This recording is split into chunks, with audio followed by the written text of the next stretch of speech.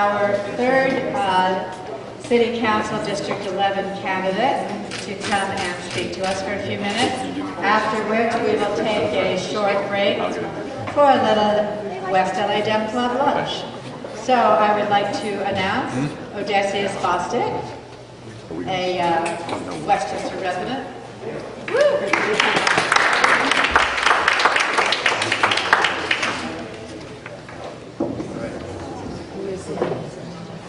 Good mid-morning. Sorry for my semi-casual appearance. I was out walking neighborhoods. I am a teacher, a father of 3 girls. Before I was a teacher, I was in finance, and I'm running for city council because I'm extraordinarily dissatisfied with how they're misspending our money. That really is flat out what it is. In the transition between being in finance and teaching, I worked for a year in the Department of Parks and Rec doing accounting, so I got a little bit of a bird's eye view on how exactly they mismanage our money, and it's pretty frightening. If you actually got knee deep in the trenches, you'd be scared too. I'm a Democrat because I really hate conventional wisdom. I'm going to pick this up. I can't bend over. I'm much more comfortable like this. I'm a Democrat, and I chose to be a Democrat a while back because I hate conventional wisdom. I grew up in poverty in the rural South, and conventional wisdom, as I've seen from my perspective now, is what drives bad decisions. And the Democratic Party traditionally has always fought conventional wisdom, fought against groups that were trying to keep others' rights from being acknowledged, or fought against some idea that had always plagued a community and kept it from moving forward and expanding and growing and nurturing new ideas. And that's what I see as a Democratic Party, and that's pretty much why I'm here today. And so that's my introduction. Hello.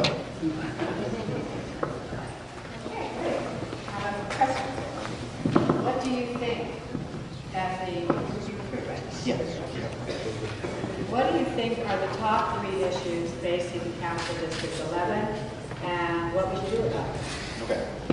Top 3 issues in the city which affect our ability to form any cohesive action in our district are monetary. We need budget reform. We need actual pension reform.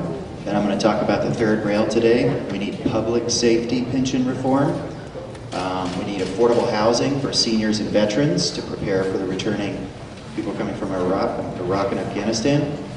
And in Venice especially, we have what is a bottleneck of resources that could be better used throughout the district because of mismanagement of the homeless problem on all sides of the people working on the table.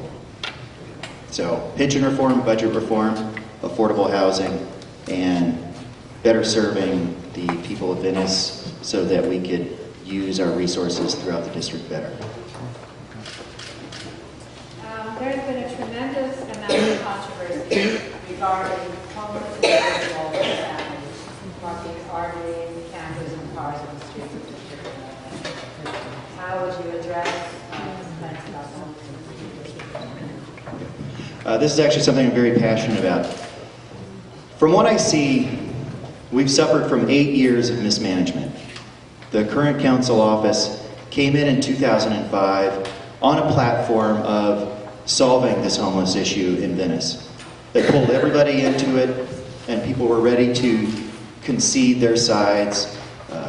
Homeowners, fascist homeowners who had no tolerance for homeless people, people who had worked their whole lives to help them, all pretty much came together to work towards a solution.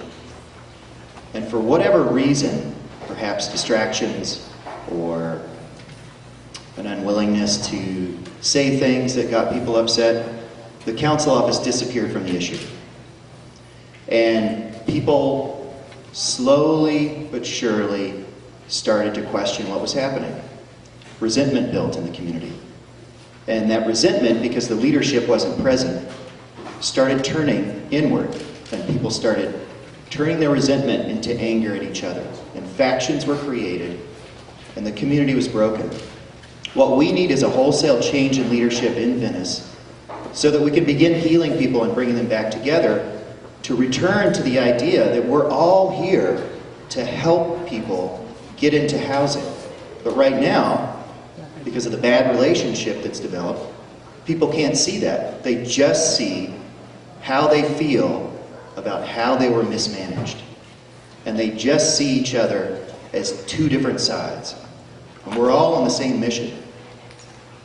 So we need to heal Venice and bring it back together as a community so that we can move forward and actually deal with the problem. And I believe in my heart that requires new leadership. Thank you.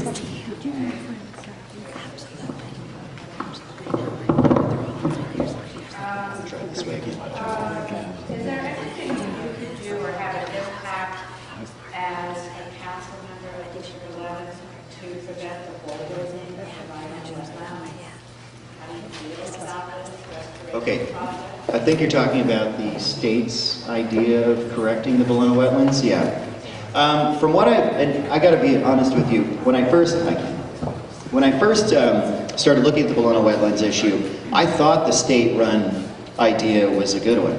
And then I talked to Marcia Hanscom a couple times, and I realized the state was trying to return the wetlands back to its original condition something like 4,000 years ago, when in reality we've only been messing it up for 200 years. So that massive just scraping of everything off and rebuilding it is completely unnecessary and unnatural ecologically. So I don't support it at all now. And that's a change from the beginning of me campaigning. Because it does make sense to do handheld tools to fix things that are broken now and just support the ecosystem that's developed there naturally since we broke it 200 years ago. Does that answer the question? Yes. All right.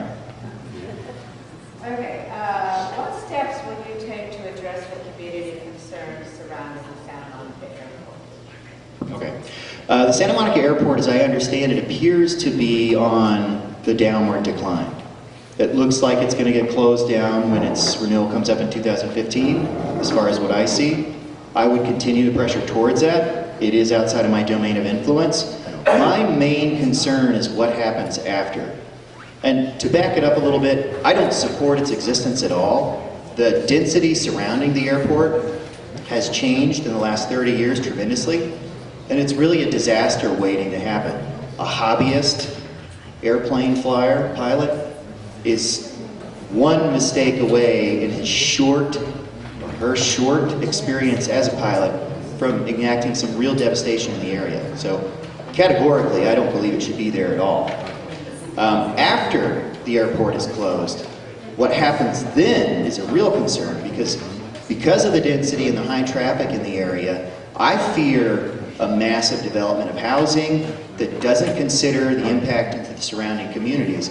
And I would like to see, and I realize that it's not realistic to say nothing will get put there as far as some housing or density or some retail, but fighting to make sure that 80%, 70% can remain open space in an area where we don't have a lot of open space would be critical to turning that into something that's a community asset instead of a divisive issue.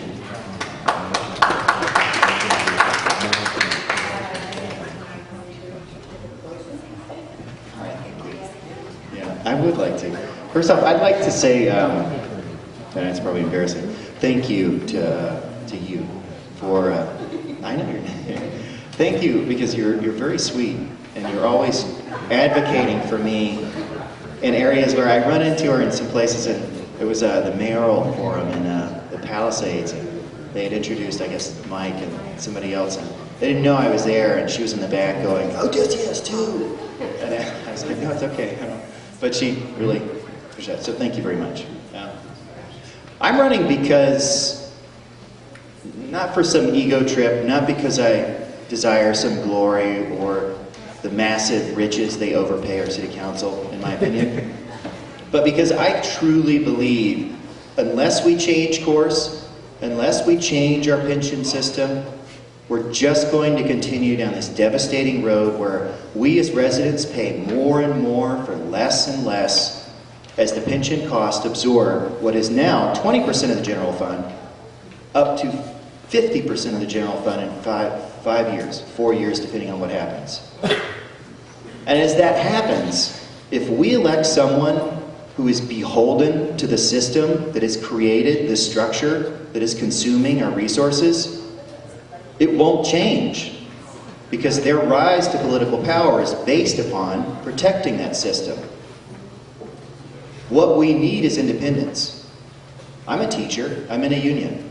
My wife's been in IATSE for 17 years, I believe. Maybe 50. We wouldn't own a house without our union. We wouldn't have pulled ourselves out of poverty without our union.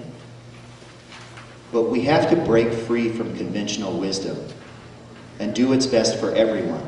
The workers who are represented by the union as well. We have to enact pension reform. We have to. Because if we go bankrupt, people will pay pennies on the dollar. And those people who risk their lives will be failed by us. I truly believe that. Thank you.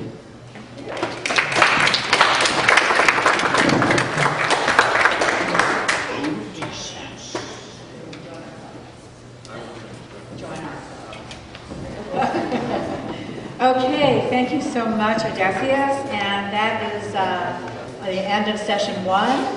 I'm excited. It's great to hear all these candidates. If you'd like to go out to the patio, we have a little lunch for you. This will be about 20 minutes, and then I think Tracy has an announcement. Yes, that's very good. She's going to be our new membership chair. Half of our membership co-chair. Yes, Mark? Oh, yes. Yes. Oh, my gosh. Yes, if you're not a member of the club, please join us, because we do a lot of this, and we can only do it with members. And if you haven't made a little donation today to our coffers, we sure appreciate that, too. There's baskets all around. Thank you, and I'll see you after lunch.